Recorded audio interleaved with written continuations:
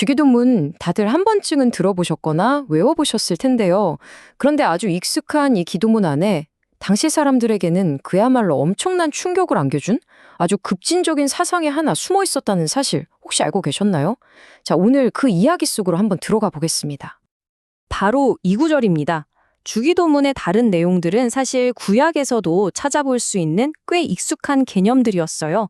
그런데 딱 이 한 줄, 우리가 우리에게 죄 지은 자를 용서한 것처럼 이 부분이 완전히 새로운 그야말로 혁명적인 아이디어였던 거죠. 아니 이게 뭐 그리 대단한 거라고 혁명적이라고까지 할까요? 그냥 서로 용서하며 살자는 좋은 말 아닌가요? 그런데 이게 왜 그렇게 파격적이어서 예수님이 기도를 다 가르쳐 주시고 나서 굳이 이 부분만 따로 콕 집어서 보충 설명을 하셨을까요? 오늘 이야기는 바로 이 질문에서 시작합니다.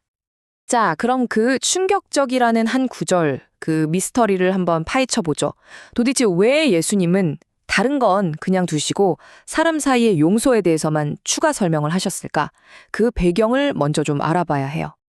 이게 왜 충격적인지 제대로 알려면 우리 머릿속을 타임머신을 타고 그 시대로 돌려놓을 필요가 있습니다. 당시 사람들이 가지고 있던 용서에 대한 기본 상식, 그러니까 구약 시대의 룰부터 알아야 하거든요. 그때는요, 죄를 용서받는 과정이 아주 체계적이었어요. 자, 보세요. 먼저 사람이 죄를 짓죠? 그럼 성전에 가서 제물을 바칩니다.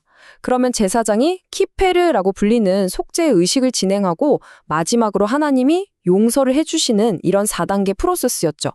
여기서 중요한 건 제사장은 그냥 절차를 진행하는 사람일 뿐 용서 그 자체를 해줄 수는 없었다는 거예요. 네, 바로 이겁니다.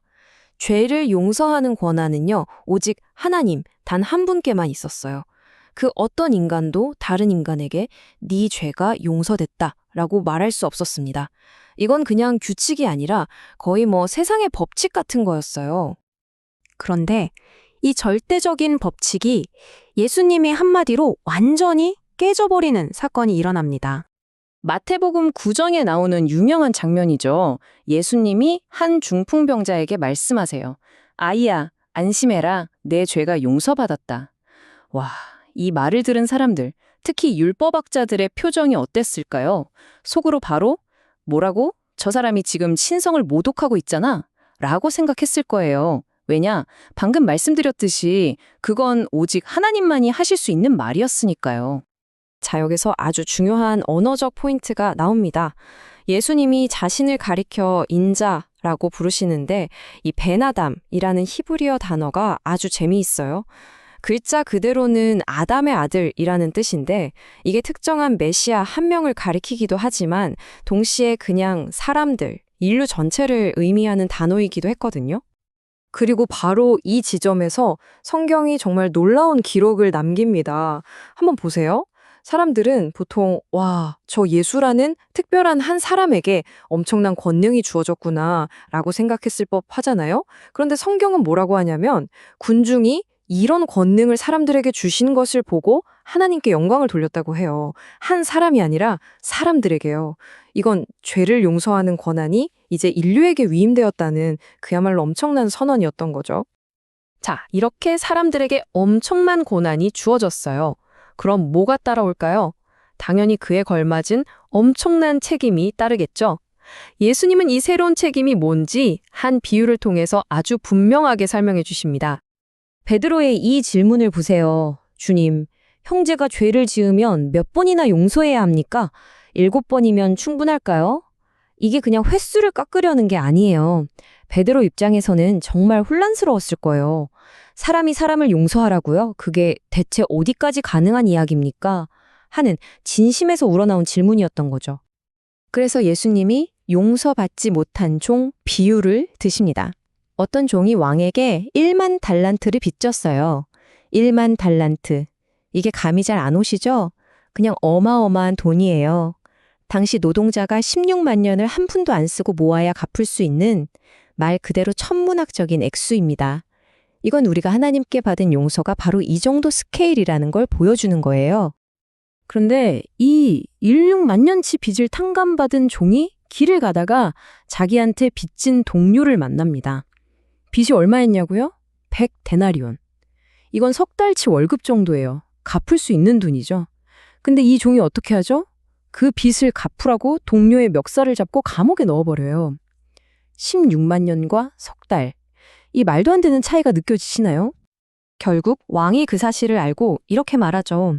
내가 너를 불쌍히 여겨준 것처럼 너도 네 동료를 불쌍히 여겨주는 게 마땅하지 않으냐. 네, 이 비유의 메시지는 아주 명확합니다. 우리가 다른 사람을 용서해야 하는 이유는 우리가 먼저 그 상상도 할 수 없는 큰 용서를 받았기 때문이라는 거죠. 자, 그럼 이제 이 이야기가 오늘 우리에게 어떤 의미가 있을까요? 여기서 말하는 용서는요, 그냥 착한 사람이 되기 위한 종교적인 의무가 아니에요. 오히려 나 자신을 풀어주는 아주 현실적인 행위입니다.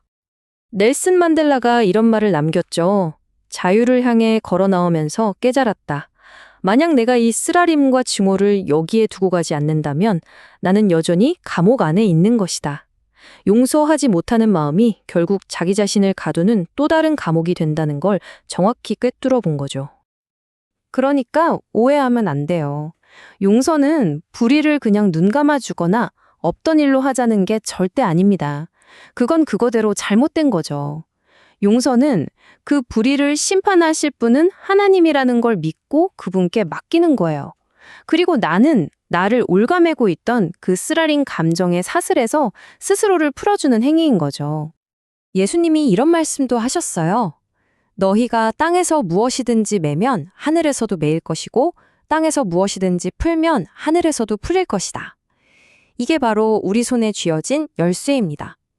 우리가 누군가를 용서함으로써, 즉 땅에서 풀어줄 때 사실은 하늘에 묶여있던 우리 자신의 자유를 여는 거예요. 자, 이제 이 질문을 스스로에게 던져볼 시간입니다. 여러분은 누구를 풀어주어야 합니까?